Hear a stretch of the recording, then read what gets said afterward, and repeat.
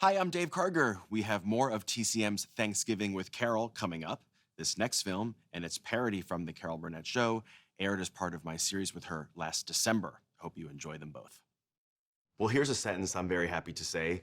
Carol Burnett, welcome to TCM. Oh, Dave, I can't tell you how thrilled I am. I watch you guys and all the movies. I TiVo everything. Full disclosure, this was your idea. Let's tell the story. We met at an event for Bob Mackey a couple of months ago. Well, actually, it was my husband's idea, Brian. Thank you, Brian. And we had talked about it, and we said, well, maybe someday. And as luck would have it, you show up at this event for Bob Mackey, and Brian came to you and said, we have this idea, and it would be to show the full real movie, and then after you see the movie, you show the spoof and the takeoff that we did on my show. Brilliant. We're on board with that idea, I love it. Carol. I love it so much. I'm so excited. We are very excited. And we're going to start off with not only one of the most popular and beloved films of all time, but perhaps the film that you are best known for spoofing, and that's Gone with the Wind from 1939. And it blew my mind when you told me that you were 6 years old when this film came out. 1939. Did you see it in a theater? Do you remember that far back? I do remember, and then I fell asleep because it was 4 hours It's long. a bit long. I was a kid. Right. And then I had seen it subsequently, whenever it was rerun or so. And so when we wanted to do our takeoff, what happened was they had redone it, I think, fixed it, the colors or whatever, and it was a whole big thing they were advertising that it was going to be on television. That's right.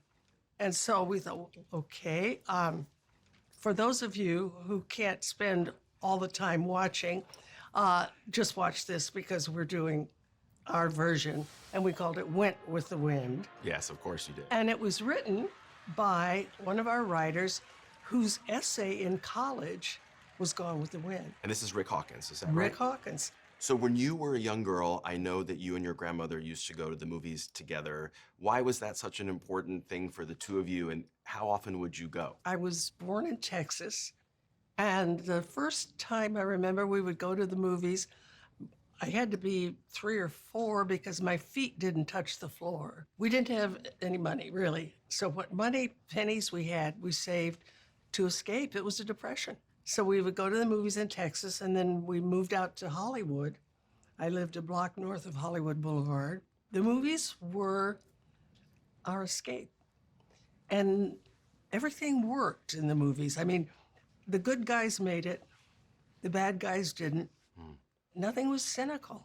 And so I fell in love with Judy and Mickey, Betty Grable, Rita Hayworth, Lana Turner, of course, Jimmy Stewart, and all. And later on, when I got my show, I got to know all of them and work. They came on the show, Rita, Lana. Rita, Lana Turner, Betty Grable, Bing Crosby. If my grandmother had been alive, that would have killed her. Well, when you think to the film, Gone with the Wind, what is it about it that you like? Are there specific characters or plot lines that you find yourself most attracted to? Well, I think the chemistry, although from what I read or heard, there wasn't great chemistry between Vivien Leigh and Clark Gable, am I right? Sometimes that works. Obviously, it's Vivien Leigh, Scarlett, that Yeah. you spoof as Starlet. What is it about her performance that you think is so great? What can I say? She is Scarlett O'Hara. And I know the background and everything, she's British. And of course, the British can do a Southern accent They can do any accent. beautifully,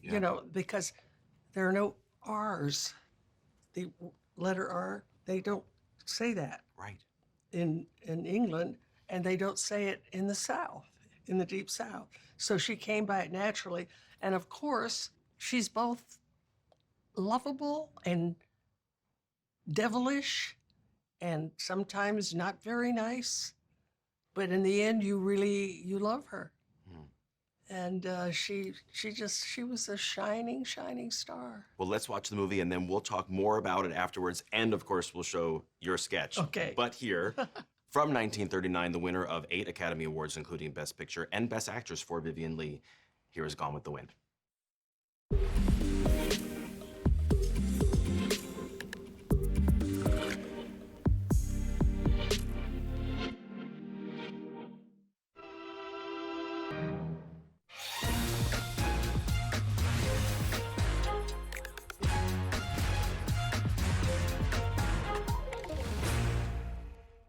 that was the 4 hours of Gone with the Wind. Did you stay awake this time? I certainly did. Okay, thank you. I appreciate that. So now we're going to fast forward 37 years to season 10 of the Carol Burnett Show Yes. when you spoofed it with Went with the Wind, Right. 1976. So what should people know about this sketch before they watch it if they're seeing it for the first time? Well, one of the things is Vicki Lawrence. She knocks it out of the park, playing a combination of Hattie McDaniel and Butterfly McQueen. So So funny. we made that a combination.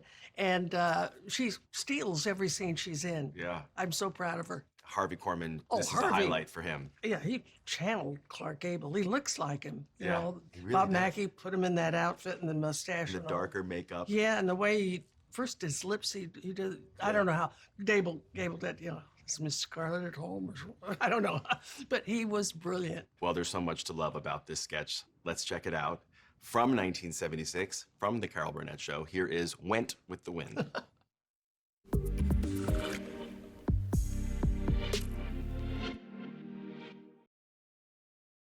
Carol, I mean, come on.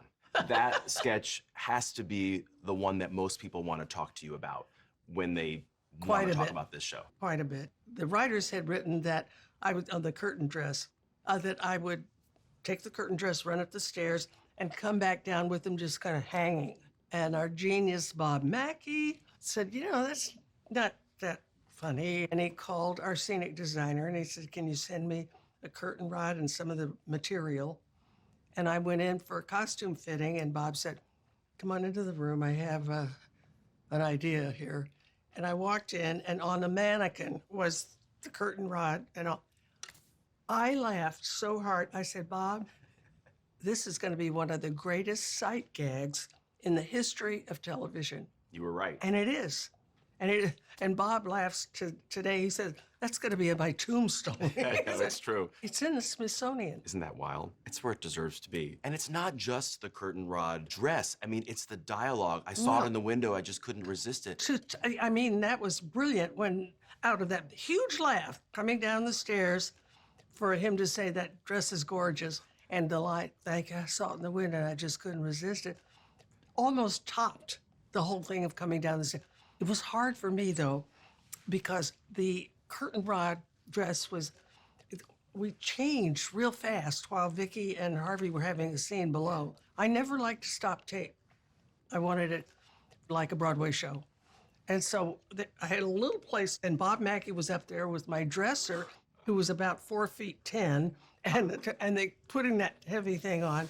And then walking out in front of the audience for the first time, it was a clap of thunder. I never heard laughs like that. And as I'm coming down the stairs, I had to bite my cheek to keep from laughing. I was like, whoa, this reaction is incredible. Is it true that it actually had to get edited down, some of the laughter? Some of it.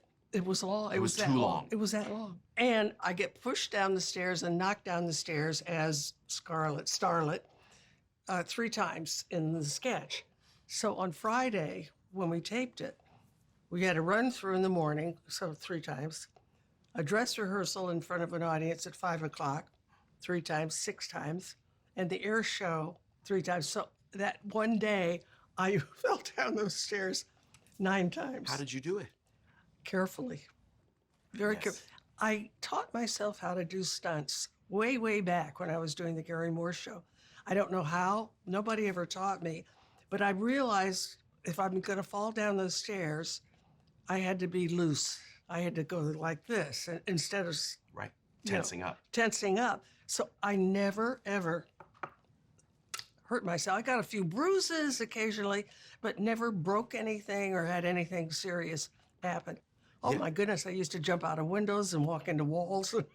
Well, yeah, because if you watch closely with the staircase where you're rolling down, you're kind of rolling in bits. So Exactly. It's calculated. Exactly. And what was Dinah Shore's reaction to this whole thing? She seemed very game. Oh, she loved it. Dinah was such a doll. And the thing is, that when I did my show, our show, we would have singers on or dancers on.